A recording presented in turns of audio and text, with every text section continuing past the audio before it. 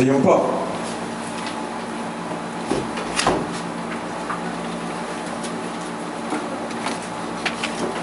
Ang ating pag-ibig sa Diyos ay bilang tugon lamang sa pag-ibig na una nang ipinadama ng Diyos sa atin. Ulitin ko po. Ang ating pag-ibig sa Diyos ay bilang tugon lamang sa pag-ibig na una nang ipinadama ng Diyos sa atin. Bakit dapat natin siyang mahalin, ibigin? Dahil po sa mga katotohanan ito. Ang sumunod pong tanong na nais natin sagutin dito sa unang utos ng pagmamahal sa ating Diyos ay paano natin dapat ibigin ang Panginoong Diyos? Siyempre magtatanong tayo. Marami po ang nagsasabi na, I love you. Pero paano mo ipakikita na mahal mo talaga isang tao? Alam natin ay hindi sapat na sabihin lang natin ang pagmamahal. Dapat ito'y ating pong maipadama at meron tayong gawin para sa ikabubuti ng minamahal po natin. So paano natin dapat ibigin ang Panginoong Diyos? Ang sagot po dyan ng ating text, ibigin mo ang Panginoon mong Diyos ng buong puso, ng buong kaluluwa, at ng buong pag-iisip. Buong puso, buong kaluluwa, buong pag-iisip. Nang ibig po sabihin, ito po ay pag-ibig kasama ng buong pagkatao. Pag-ibig ng buong pagkatao, ibig sabihin, ikaw mismo, ang buong ikaw, walang hindi kasama sa lahat-lahat ng bahagi ng iyong buhay. Yun, inclusive po yun. Pag sinabing, ibigin mo ang Panginoon mong Diyos ng buong puso mo, ng buong, ano pa po ang salitang ginamit, kaluluwa mo, ng buong pag-iisip mo. Ito'y tumutukoy sa iyong damdamin, sa iyong pag-iisip, sa iyong pagpapasya, sa iyong mga kilos. And as a person, total person, meron kang intellect, will, and emotion, kasamang iyong pag-iisip, kasamang iyong damdamin, kasamang iyong pagkilos, lahat ng iyong pagpapasya, lahat ng bahagi ng iyong buhay ay dapat mong ibigay para ipadama mo sa Diyos ang iyong pagmamahal sa Kanya. Ibig sabihin, ang kabuuan, the best, ikaw mismo, ang buong ikaw, walang di isinasama sa lahat-lahat ng bahagi ng iyong buhay. Tanungin lang po natin, ito po ay pag-ibig sa Diyos, pero gamitin natin ang illustration na halimbawa sa ating kalagayan bilang mga tao. Sino po sa inyo ang na-inlove? Ay, bakit walang tumaas? Ayan. Na-inlove na po ba kayo? Medyo tindihan pa natin. Hindi lang yung na-inlove na po ba kayo? Itindihan pa natin. Gagawin natin in-love na po ba kayo? Yes. Yung in-love talaga, ha? O kung titindihan pa natin, tatakluhin natin, in-love po ba talaga kayo? Ha? Yan. Makikita sa mga ngiti kung sino ang totoong na-in-love. Pero pagka ikaw ay na-in-love, at talagang na-in-love talaga, na talagang in-love.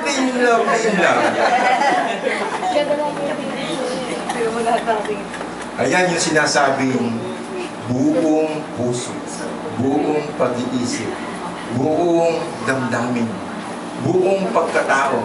Diba? Ng buong panahon ng iyong iniisip, ng iyong pagpapasya na nais mong gawin, ang iyong damdamin, hindi ka na nakatulog dahil sa soft drink o sa kape, hindi naman. Dahil talaga iniisip mo yung talagang in love ka. Alam po nyo, ganun katindi. Kulang pa nga yun kasi ang tinanong ko lang po sa inyo, expression lamang po natin yun sa ating pag-ibig sa ating kapwa. O siguro sa ating asawa, sa ating mga anak, sa ating boyfriend, girlfriend, mapapangasawa, na talagang in love ka. Pero alam po nyo, higit pa doon ang hinihingi na dapat na ating pag-ibig sa Diyos. Yung talagang tayo po ay masasabi po natin na talagang mahal na mahal natin ang Diyos. Kaya ang tanong, paano po natin may pagdadama sa Diyos ang ganitong pagmamahal? Paano po natin maipapakita ang ating pagmamahal sa Diyos? Sa lahat ng bagay, totoo po yun ang sagot. Sa lahat ng ating gagawin natin dahil sa pamamahal natin sa Diyos. Sa ating paglilingkod sa Diyos, gagawin natin ang paglilingkod na yun dahil sa pamamahal natin sa Diyos. Sa ating paghahandog, ibinibigay natin ang, sabi nga, walang reservation, di ba? Lahat-lahat sa ating buhay.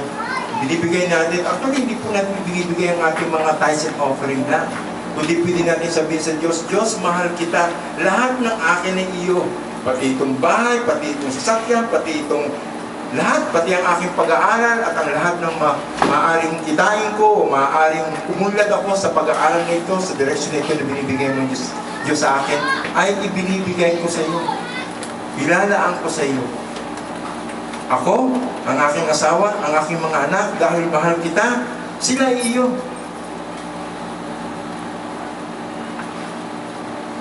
Ang buong pag-iisip natin, sa ating pag-iisip tungkol sa paano tayo maglilingkod sa Diyos, sa ating pag-iisip tungkol sa kung paano tayo, paano natin mamahalin. Dito mamaya i-discuss po natin ang ating kapwa, ang ating pamilya, sapagkat ako'y magkaugnay katulad sa sinabi ko kanina. Sa ating po mga damdamin, sa ating po mga pagpapasya, sabi natin, wala po tayong iniiwan sa kabuuan ng ating buong pagkatao para sabihin natin, O Diyos, sa lahat ng bagay nito, mahal kita. Ikaw ang mauuna, ikaw ang paglalaanan ko. Gagamitin ko ito, kikilos ako, magpaplano ako para sa ikabubuti mo. Di po ba yun ang definition ng ating pag-ibig ng love? Desiring and working towards the best of the person we love. Kung mahal mo ang Diyos, ang iisipin mo, ano ba ang makabubuti sa Kanya? Ano ba ang makakasiya sa Kanya? Ano ba ang ikatutuwa niya? At ang sabi ng salita ng Diyos, sa lahat ng ating gagawin, lahat ng ating gagawin, gawin natin para sa kaluwalhatian ng Diyos. Para mabigyan siya ng kasiyahan, para madakila siya, para maipakita ang kanyang kagandahan. At sa ganung paraan, sabihin natin sa mga tao, talagang mahal na mahal ko ang Diyos. Pangalawa po, ay ang ating pag-ibig sa ating kapwa. Ilang minuto ba, Pastor, ang preaching group?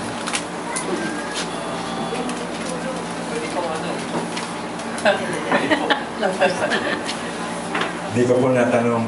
Actually, talagang hindi ko na lang po sana itatanong kasi alam ko may sinong po yung aking mensahe. Wala naman po kasing push-button dito na nawawala ang speaker. At saka naniniwala po ako dun sa Beatitude. Alam niyo yung Beatitude? Blessed are they. Yan. Blessed are they that speak short, for they shall be invited again. Pag hindi niyo po ako inanyayahang magsalita sa susunod, nahabaan kayo sa akin sermon. Pangalawa po, at ito yung pangalawang punto na, dalawa na po yung punto lang natin. Ang ating pag-ibig sa ating kapwa, ang sabi po ng ating Panginoong Jesus bilang tugon sa tinanong sa Kanya, ibigin mo ang iyong kapwa gaya ng iyong sarili. Ano po sabi ng Panginoong Jesus? Sabi niya, dun sa una, ito ang pinakamahalagang utos. Kaya pangunahin po sa lahat ng bagay ang pag-ibig natin sa Diyos. Pagkatapos sinabi niya sa verse 38, o verse 39, ito naman ang pangalawa. Ito naman ang pangalawa. Ibigin mo ang iyong kapwa gaya ng iyong sarili. Pag sinabi po natin pangalawa, hindi po sinasabi dito na lower in standing or in quality. Sapagkat katulad ng pinapakita ng Panginoon dito, ang pag-ibig sa Diyos, ang pag-ibig sa kapwa, isang bagay. Pero sinasabi po niya ng pangalawa kasi kasunod ng ating pag-ibig sa Diyos ay ang pag-ibig naman natin sa ating kapwa. Kasunod po yun. Kasama ng ating pag-ibig sa Diyos ay ang pag-ibig natin sa ating kapwa. Siguro naalala po niyo yung salitang joy, kagalakan. Yan. Ginagamit po yan, maski ng mga bata.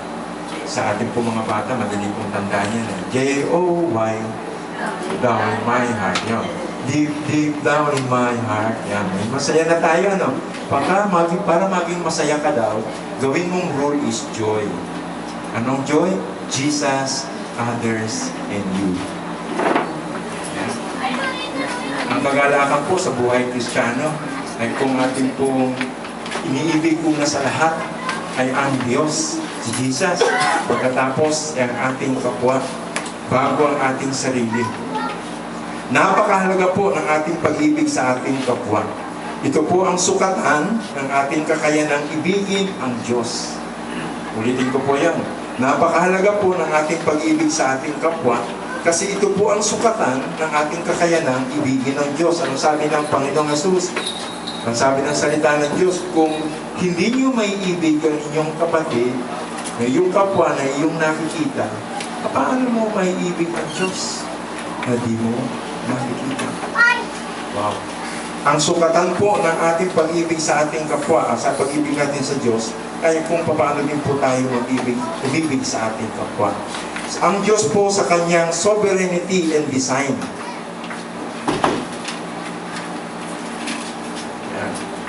Sa soberanidad po ng Diyos, at saka sa kanyang disenyo, di po niya pinaghihiwalay o pinaglalaban ng dalawa, kundi pinag-uugnay pa. Kaya ko po binanggit kanina yung ating background o context ng passage ito, kasi yun po ang sinisikap na gawin ng mga taong lumalaban sa Panginoong Jesus. Marami sila mga tanong tungkol sa pagbubuwis, tungkol sa pagkabuhay na muli, tungkol sa mga utos na dapat gawin.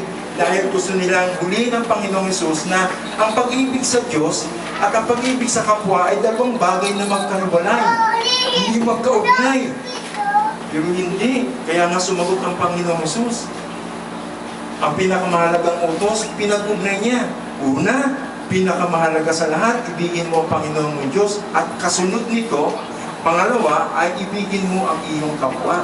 Kasi ang design ng Diyos, ang pag-ibig sa Kanya at ang pag-ibig sa ating kapwa ay dalawang bagay na magkasama. Hindi po niya pinag-iiwala yun. Ang hindi umiibig sa Ama, mahirap umibig sa kanyang kapwa. At kung hindi marunong umibig sa kanilang kapwa na kanilang nakikita, paano nila magagawa umibig sa Diyos na hindi nakikita?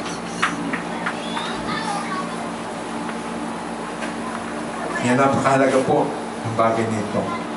Ang Diyos sa kanyang soberanidad at sa design, hindi po niya pinaghihiwalay, pinaglalaban ng dalawa, kundi pinag-uugnay pa. Ang pag-ibig sa kapwa,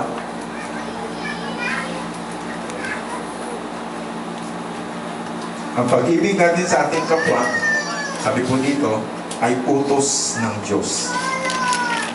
Di po ba? Ang tanong ay, ano ang pinakamahalagang utos? Sumagot ng Panginoong Jesus, ibigin mo ang Panginoon mong Diyos, yun ay utos. Ibigin mo ang iyong kapwa, yun ay utos. At ang pagsunod sa utos, o di pagsunod sa utos, ay nagpapakita ng pagmamahal o di pagmamahal sa Diyos. Diba ba? Paano ka mapapatunayan? Sabi ng Panginoong Jesus na minamahal mo ako, sumusunod ka sa akin, sumusunod ka sa aking mga utos. So ito po ay isang utos, mahalin mo ang iyong kapwa. Kung hindi mo minamahal ang iyong kapwa, hindi mo mahal ang Diyos. Kasi ito ay kanyang utos at ang di pagsunod sa kanyang utos ay nagpapakita na hindi ka nagmamahal sa tao na nag-uutos sa iyo. Totoo yan, maging sa mga magulang, di ba? Pag nag-utos ang magulang sa mga anak, ngayon, usong-uso na yung mga pasaway, na ipento ko pa ngayon mga bata na aking tinuturuan sa values, mas gusto para po nilang maging pasaway. Tinanong ko po kung bakit. Nagulat ako, bakit gusto mong pasaway? Kasi popular. Yan. Uso yan eh, ano? Pero alam natin, kapag ang isang bata ay hindi sinusunod sa ating mga utos, hindi na tayo lang. Kasi yan sinasabi natin sa mga bata, pagka hindi sila sumusunod sa utos ng Diyos, hindi mo love si Jesus o love mo si Jesus. Sige, sumunod ka, di ba? Kasi ang pagsunod sa mga utos ay nagpapakita ng pagmamahal. Utos, ang tanong sa Kanya, sabi ng Panginoong Jesus, ito ang utos na dapat natin gawin. Ibigin natin ang Panginoong Diyos. Pangalawa, ibigin natin ang ating kapwa. Ang tanong, so siguro bago yon, tanongin natin yung tanong din natin kanina. Tinanong ko kayo kanina, sino nagmamahal sa Diyos? Taasan tayo. Sino ngayon na nagmamahal sa kapwa? Pakitaas na po ng mga nagmamahal sa kapwa. Oh, magkakahirapan yata. So, yun ang tanong natin kanina. Sasagutin natin sa dalawang tanong ulit para masagot po natin ang mag-apply po natin ang katotohanan yun. Sino po sa atin nagmamahal sa ating kapwa? Dapat sagutin natin ang ganito. Una, dapat. Sorry.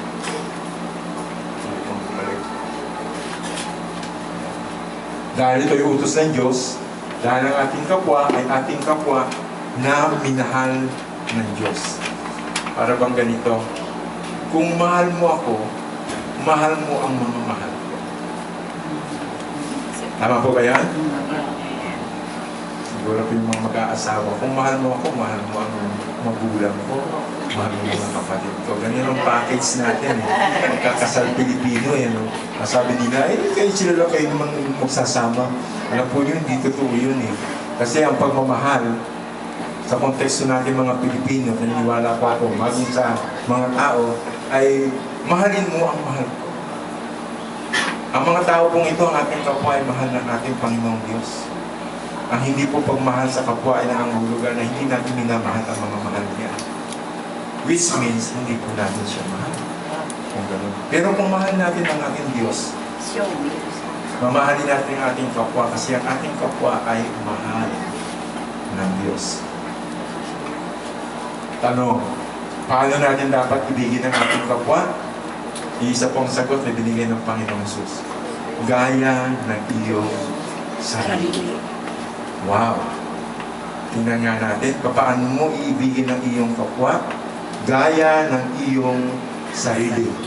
Ito po ang ibig sabihin nun.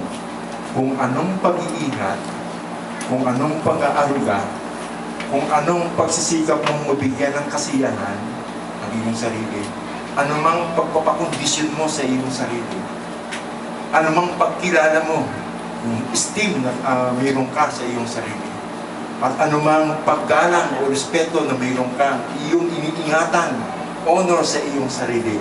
At iba pa, kasama na natin ang lahat na maaari natin sabihin para ipakita natin na mahal natin ang ating sarili. Kung gaano tayo kaingat sa ating sarili, ganoon din ingatan natin ang ating kapwa. Kung gaano tayo mag-aruga sa ating sarili, ganoon din arugain natin ang ating kapwa. Wow, mabigat na pamantayan yan, ano? Kung ano man ang ating ginagawang pagsisikap para mabigyan natin ng kasiyahan ng ating sarili, sikapin natin na mabigyan natin ng kasiyahan ng ating kapwa. Lahat mahal natin sila. Kung anumang pagpapakondisyon sa ating katawan, lahat ng mga yung ginagawa natin pagsasanay, yung mga sa isip, physical exercise, lahat ng yun, pagkain natin tinatanggap para we are healthy, strong, fit. Kung paano inibig mo ang iyong sarili, ganun din naman gawin mo sa iyong kapwa. Kung anumang pagkilala, respeto na mayroon ka sa iyong sarili, ang tamang pagkilala at respeto na iyong ibibigay sa iyong kapwa, iyong gagawin dahil mahal mo siya. Yun po ang hinihingi ng Panginoon Diyos sa pamamahal natin sa ating kapwa. In general, siyempre kasama dito ang ating mga mahal sa buhay. Kasama dito ang mga kaibigan natin. At kasama dito, sabi ng Panginoong Hesus, ang mga kaaway natin. Bigyan mo ang iyong kaaway. Gagawin po ba natin ito para sa kanila? Yun po ang utos ng Diyos. Sabi natin, ibigin natin ang ating kapwa dahil ito yung utos ng Diyos. Mahal po ng Diyos ang kapwa natin. Nais ng Diyos na mapabuti rin sila katulad ng kung paano niya minahal tayo, ganun ang pagmamahal niya sa kanila. Kaya nga, magagawa po nating mahalin ang ating Diyos na kasama, hindi may hiwalay ang pag-ibig natin sa ating kapwa kung iibigin po natin sila gaya ng pag-ibig natin sa ating sarili.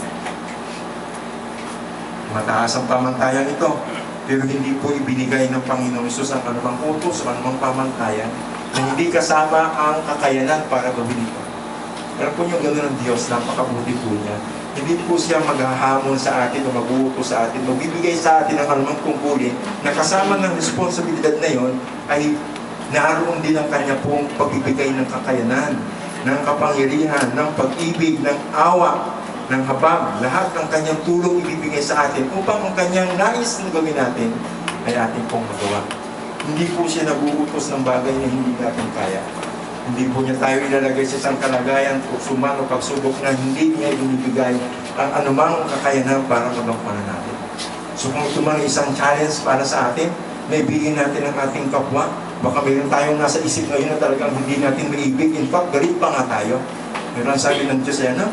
Ibigin mo ang kapwa. Kung ano ang ginagawa mo sa iyong sarili, bilang pagmamahal, mga kapatid, gagawin ba natin yan? Sabi ko. Yan po ang pangunahin sa ating pagkakristyano. Pangunahin sa ating pagkakristyano ay ang antas, ang uri, itaas po natin yun, ng ating pag-ibig na ating inilalaan, ipinadadama at ginagawa para sa Diyos at para sa ating kapwa. Challenge ang Panginoong Hesus eh. Akala nila, mahuhuli nila ang Panginoong Hesus. Na baka i-downgrade ng Panginoong Hesus ang anumang pagmamahal o pagkalinga at binibigay ng isang tao sa Diyos at saka sa tao. O kaya paghiwalayin ang dalawang bagay na yun. Pero nagtagumpay ang Panginoong Hesus na pagganda ng kanyang pahayag. Pahayag na kanya pong inibigay sa ating lahat. Para matupad po natin ang lahat ng kanyang mga utos, magawa po natin ang kanyang kalooban, pangunahin sa ating pagkakristyano, basic and authentic Christianity, ay ang ating pong pagtataas ng uri at antas ng ating pagmamahal na maaari po natin ilaan, maaari po natin ipadama, hindi lamang mailaan, na ihanda natin gusto natin gawin, o maipadama o masabi, kundi ating magawa para sa ating Diyos at para po sa ating kapwa. Mga kapatid, yan po ang hamon sa atin ng salita ng Diyos. Yan po ang pahayag sa atin ng ating Panginoong Hesus. Ang pagmamahal po ay hindi na nadala ng okasyon. Ang pagmamahal po ay isang paraan ng buhay. Ito po ay pagsunod sa kanyang pinakamahalagang utos. Ibigin mo ang iyong kapwa. Ibigin mo ang Panginoon mong Diyos ng buong puso mo, ng buong kaluluwa at buong pag-iisip mo. At kasunod, pangalawa, kasama, ibigin mo ang iyong kapwa. Paano? Anong antas, anong uri? Kagaya ng iyong pag-ibig sa iyong sarili. Pagpalain po tayo ng ating Panginoong Diyos. Bigyan niyo po tayo ng pangunawa. Ilagay po niya ang mga katotohanan ng iyo sa ating mga puso. At sa tulong at lakas ng banal na Espiritu na namumuhay po sa atin, ito po ay maidapat natin sa ating mga buhay. Mahal po tayo ng Diyos. Sabihin po natin din sa bawat isa, mahal kayo. Mahal ko ang aking kapwa. So sinusunod po natin ang nais ng Diyos. Mahal natin siya. Mahal natin ang bawat isa. God bless po.